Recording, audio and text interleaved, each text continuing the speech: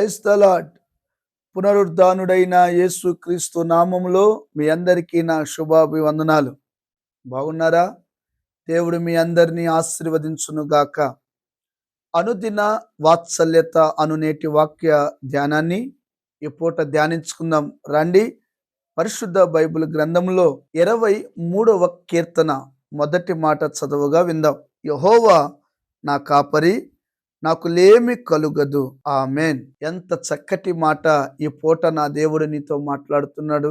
దైవ జనాంగమా, దేవుని ప్రజలారా, విన్నారు కదా నేను చదవగా.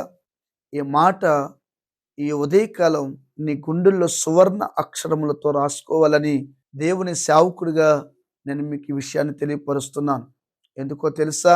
ఆయన నీకు కాపరిగా ఉంటే, ఆయన నీకు కాపరిగా ఉండగలిగితే, నీవు ఆయన్ని కాపరిగా చేసుకోగలిగితే నీ జీవితంలో లేమి అనేది కలగదు.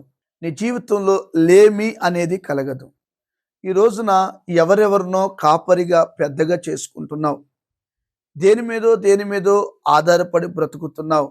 భూరాజులను, అధిపతులను, రకరకాల వ్యక్తులను పెద్దగా చేసుకుని బ్రతుకుతున్నావేమో, కాపరిగా చేసుకొని బ్రతుకుతున్నావేమో, నాయకుడిగా చేసుకొని బ్రతుకుతున్నావేమో.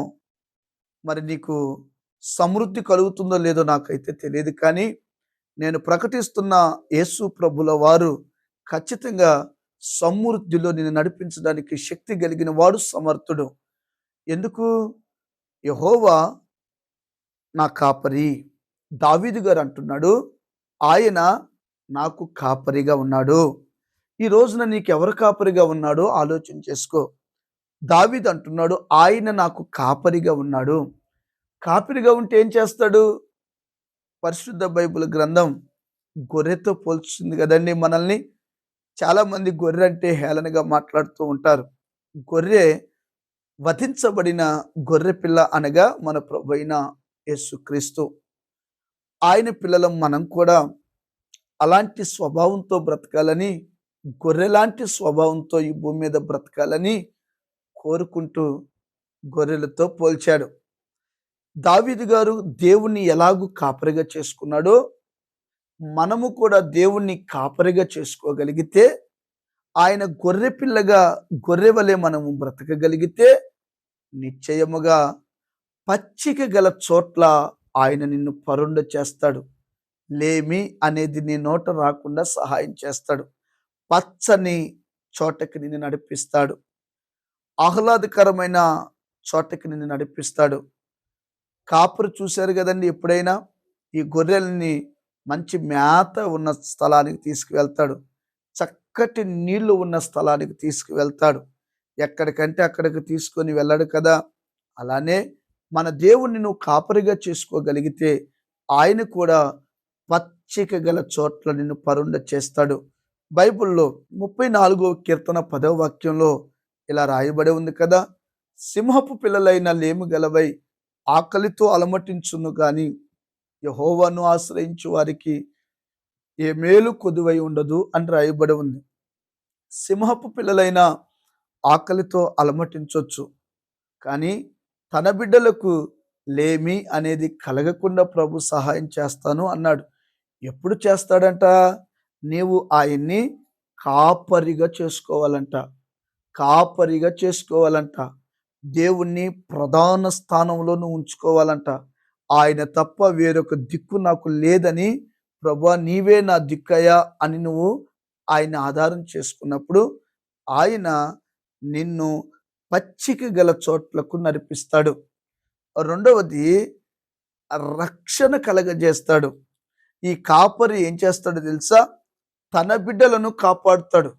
ఈ పచ్చిక కలిగిన చోట్లలో ఏ పొదలో నుంచి సర్పం వస్తుందో, సింహం వస్తుందో, ఎలుకబంటి వస్తుందో కాపరి ఈ పిల్లలను గమనించుకుంటూ ఉంటాడు. ఈ వాక్యం వింటున్న దేవుని బిడ్డ, దేవుడు నిన్ను కూడా కాపాడాలంటే, నిన్ను పోషించాలంటే, విశ్రాంతి కలగ చేయాలంటే ఆయన్ని నీవు కాపరిగా చేసుకోవాలి. ఆ కాపరియే మన ప్రభు అయిన యేసుక్రీస్తు ప్రభు. ఆయన నీ జీవితంలో ప్రథమ స్థానం ఇచ్చి కాపరిగా చేసుకొని ఆయన చిత్తానికి నువ్వు తల ఉంచి నడవగలిగితే ఆయన మొదట పచ్చిక గల చోట్ల నడిపిస్తాడు. రెండవది, ఆయన నీకు రక్షణ కవచముగా ఉంటాడు. మూడవది, ఆ మందలను ప్రేమతో నడిపిస్తాడు. వాటిని ఎంతో ప్రేమిస్తాడు. నువ్వంటే దేవునికి పిచ్చి ప్రేమ. నువ్వైనా నేనైనా ఎటువంటి పరిస్థితుల్లో ఉన్నవారు దేవుని దగ్గరికి వస్తే ఆయన ప్రేమించి ఆదరించి అద్దరికి నిన్ను నడిపిస్తాడు. ఈ వాక్యాన్ని నీ గుండెల్లో పెట్టుకొని కాపరి అయిన దేవుణ్ణి వెంబడించగలిగితే లేదు అనే మాట నీ నోట రాకుండా ఆ పదాన్ని కొట్టివేసి సమృద్ధి జీవముతో నా దేవుడు నిన్ను నడిపించును గాక. ఆమెన్. తల్లవంచండి ప్రార్థన. ప్రేమ స్వరూపి మహాపరిశుద్ధుడు అయిన దేవా, నీ పరిశుద్ధ నామానికి స్తోత్రాలు.